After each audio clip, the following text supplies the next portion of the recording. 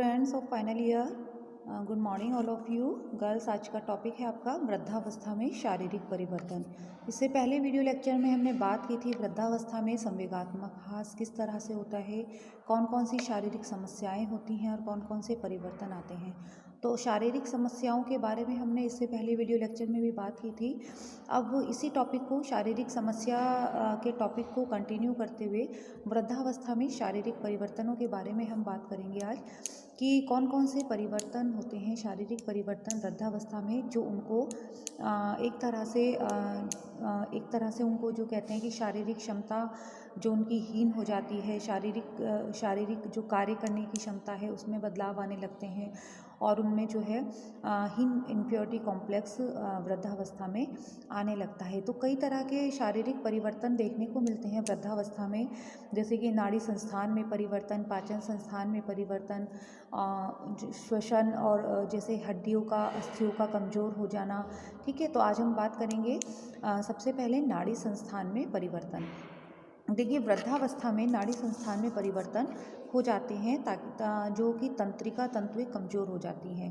परिणाम स्वरूप दृष्टि क्षमता, श्रवण क्षमता यानी कि देखने की क्षमता, सुनने की क्षमता, सूंघने की क्षमता में कमी आ जाती है और साथ ही साथ सीखने की क्षमता, याद रखने की क्षमता में भी व्यापक कमी आ जाती है। इसी कारण वृद्धजन जो है नई चीज़ों को सीखने से मना कर देते हैं। यानी कि देखा जाए तो जो भी अंग, जो नाड़ी संस्थान देखिए क्या कार्य करता है कि वो एक तरह से मस्तिष्क जो है हमारे शरीर के सभी अंगों को आज्ञा देता है सभी कार्य करने की। नाड़ी संस्थान यानी कि तंत्रिका तंतुएं जो होती हैं, जो मस्तिष्क में केंद्रित होती हैं, मस्तिष्क में स्थित होती हैं, तो मस्तिष्क द्वारा सभी शरीर के अंगों को आज्ञा दी जाती है कार्य करने के लिए। लेकिन वृद्धावस्था में नाड़ी संस्थान, तंत्रिका तंतुएं जो हैं वो कमज़ोर हो जाती हैं, जिसके कारण जो वृद्धावस्था में जो ये सब दिक्कतें हैं, जो इंद्रियों, ज्ञानेंद्रियों से संबंधित जो समस्याएं हैं, जैसे कि देखने की क्षमता, सुनने की क्षमता, सूंघने की क्षमता और साथ ही बौद्धिक क्षमता क्यों? क्योंकि बौद्धिक क्षमता के द्वारा ही मेमोरी जो है, स्मरण क्षमता रहती है, तो उसमें भी व्यापक कमी देखने को मिलती है। देन नेक्स्ट है पाचन अंगों में परिवर्तन की वृद्धावस्था में पाचन संस्थान भी कमज़ोर हो जाता है और भोजन देरी से पचता है। लाल जो पाचक रस हैं, पाचक रसों का स्रावण कम होने लगता है, दांत टूट जाते हैं। पाचक रसों का स्रावण कम होने से क्या होता है कि पाचक रस भोजन को पचाने का कार्य करते हैं, लेकिन जब उनका स्रावण कम होगा तो ऐसे में भोजन का पाचन भी देर से होगा और पाचन संस्थान कमज़ोर हो जाएगा। साथ ही दांतों से संबंधित प्रॉब्लम, जैसे दांत टूट जाना, भोजन काटने, फाड़ने, कुतरने में, चबाने में परेशानी होना। वृद्ध लोग जो है वो थोड़ा सा कैड़ा, जो टाइट स्ट्रक्चर वाले जो सामान होते हैं, जैसे सलाद है, भुने हुए चने हैं, मूंगफली आदि भोज्य पदार्थ ठीक से नहीं चबा पाते हैं। साथ ही अमाशय रस का स्रावण भी कम हो जाता है, जो भोजन को पचाने का कार्य करता है। और साथ ही भोजन जो है, पाचक रस जब अच्छे से स्राव नहीं होगा तो इससे कैल्शियम तथा लोह लवणों का अवशोषण भी उचित प्रकार से शरीर में नहीं हो पाता है। क्योंकि देखिए, कैल्शियम और लोहे का जब अवशोषण जो शरीर में अच्छी तरह से नहीं हो पाएगा तो इससे क्या होगा, कमजोरी आएगी। साथ ही आंतों की क्रियाशीलता भी कम हो जाती है।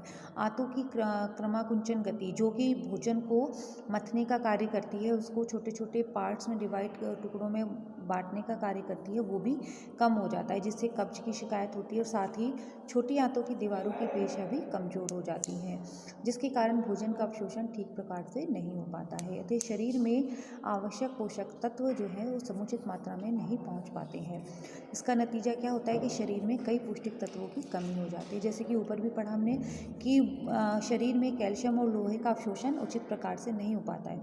जब कैल्शियम का और लोहे का अवशोषण शरीर में उचित प्रकार से नहीं हो पाएगा तो इससे हड्डियों से संबंधित प्रॉब्लम भी बुजुर्गों को आ सकती है और खून की कमी जैसी शिकायत भी उनको देखने को मिलती है। हड्डियों व दांतों में परिवर्तन, वृद्धजनों की हड्डियों में पुनर्क्षोषण होने लगता है, जिसके कारण उनकी जो अस्थियां हैं वो कमज़ोर हो जाती हैं, हड्डियां भुरभुरी हो जाती हैं और जिससे चोट लगने से ही हल्की सी वो टूट जाती हैं और फिर काफ़ी देर से वो कठिनाई से जुड़ती हैं। वृद्धों में अस्थि विकृति रोग हो जाता है, क्योंकि कैल्शियम और फास्फोरस जो है वो निकलने लगता है हड्डियों में से, जिससे हड्डियां कमज़ोर और निर्बल हो जाती हैं और जरा सी चोट लगने पर वो टूट जाती हैं। वृद्धावस्था में दांत के मसूड़े भी कमज़ोर हो जाते हैं और मसूड़ों के कमज़ोर होने से उनमें दांत टूटने लगते हैं, दांत सड़ जाते हैं और देखा गया है कि इस अवस्था में डेंटल कैरिज भी हो जाती है। दांत टूटने से भोजन चबाने और निकलने में परेशानी भी होती है।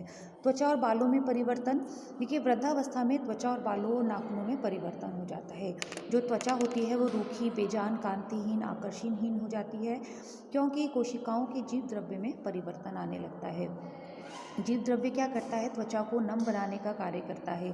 कोशिकाओं का विनाश अधिक और निर्माण कम होता है। देखिए कोशिकाएं जिनसे कि शरीर का निर्माण होता है, जब उनका विनाश अधिक होगा और निर्माण कम होगा तो ऑब्वियसली शरीर में जो ऊर्जा है, जो ताकत है वो कम हो जाती है, जिसका प्रभाव शरीर की वृद्धि, शारीरिक जो है क्षमता पर पड़ता है।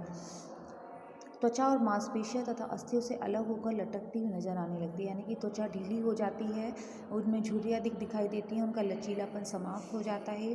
बाल सफ़ेद, नाखून काले, भूरे और चमकहीन हो जाते हैं तथा पैरों हाथों की नसें भी मोटी हो जाती हैं। अधिकतर वो बैंगनी रंग की एक मोटी डोरी की तरह दिखाई देने लगती हैं, यानी कि जो नसें होती हैं वो थोड़ी सी फूल जाती हैं।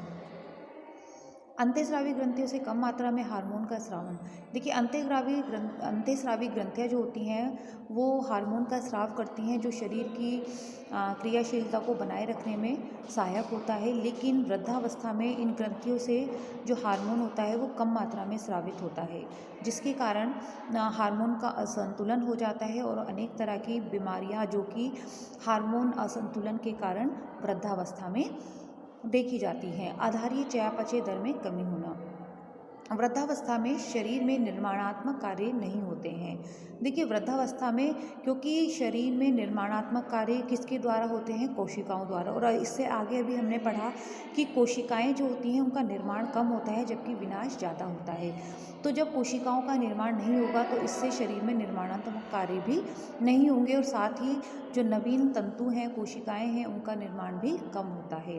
वृद्धावस्था में शारीरिक क्रियाशीलता में कमी आ जाती है, जिसके कारण से आधारीय चयापचय की दर भी कम हो जाती है, क्योंकि आधारीय चयापचय की दर भी तभी अधिक होती है जब शरीर क्रियाशील रहता है और परिणामतः ऊर्जा की मांग भी कम हो जाती है। तो आपस में ये कोरिलेटेड है कि जब शरीर क्रियाशील होगा तो आधारीय चयापचय की दर भी अधिक होगी और ऊर्जा की मांग भी अधिक होगी, क्योंकि शरीर जितना क्रियाशील होगा शरीर को उतनी ही ऊर्जा चाहिएगी।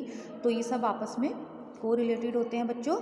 हृदय एवं रक्त परिसंचरण तंत्र में परिवर्तन, देखिए वृद्धावस्था में हृदय और रक्त परिसंचरण तंत्र में भी परिवर्तन हो जाते हैं। हृदय की पेशियां कमज़ोर हो जाती हैं, हृदय की क्रियाशीलता में भी कमी आ जाती है और रक्त और नलिकाओं की दीवारों में वसा और कोलेस्ट्रॉल का जमाव हो जाता है, जिसके कारण ल्यूमेन छोटा हो जाता है। देखिए ये अधिकतर देखने को मिलता है वृद्धावस्था में कि जो रक्त धमनियाँ होती हैं, रक्त की जो नलिकाएं होती हैं उनमें जो है वसा और कोलेस्ट्रॉल का जमाव होने लगता है, जिससे कि रक्त का परिसंचरण जो है वो बाधित होता है, जिसके कारण कभी कभी अक्सर देखा गया है कि हार्ट अटैक जैसी प्रॉब्लम भी इस वृद्धावस्था में बुजुर्गों को फेस करनी पड़ती है। तो ये सब जो हृदय और रक्त परिसंचरण तंत्र में परिवर्तन भी वृद्धावस्था में अक्सर देखने को मिलते हैं और इसी कारण हृदय रोग जैसे कि एथेरोस्क्लेरोसिस रोग क्या है बच्चों? जिसमें जो है रक्त की जो रक्त नलिकाएं हैं वो ब्लॉक हो जाती हैं, उनमें वसा और कोलेस्ट्रॉल की मात्रा जम जाती है, जिसके कारण हृदय आघात यानी कि हार्ट फेल या हार्ट अटैक का खतरा हो सकता है। उत्सर्जी संस्थान में परिवर्तन, देखिए उत्सर्जी संस्थान जो संस्थान शरीर से व्यर्थ पदार्थों को बाहर निकालने का कार्य करता है, जैसे कि वृक्क हैं, गुर्दे हैं, शरीर से मूत्र के रूप में बहुत से व्यर्थ पदार्थों को बाहर निकालते हैं, त्वचा है पसीने के रूप में निकालती है, ठीक है ना। तो इसी तरह से उत्सर्जी संस्थानों में भी परिवर्तन वृद्धावस्था में देखने को मिलता है।